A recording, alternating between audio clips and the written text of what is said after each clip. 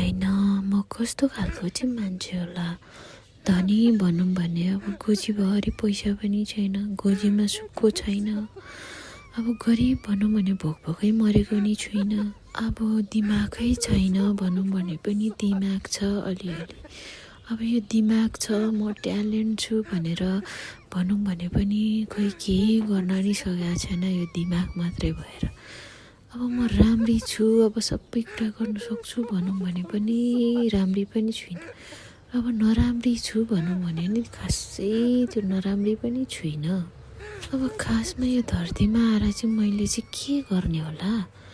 अब म मरेपछि माथिबाट भगवान्ले सोध्यो भने के भन्नु होला, तैँले के गरेर आइस भन्दा के भन्नु होला, के जवाफ दिनु होला। यही त भन्नु होला नि। अब दिनभरि सुतेँ, यस्तै के कुरा सोचेँ बसेँ, त्यही त भन्नु होला नि। त्यो बाहेक अरू केही गरेकै छुइनँ।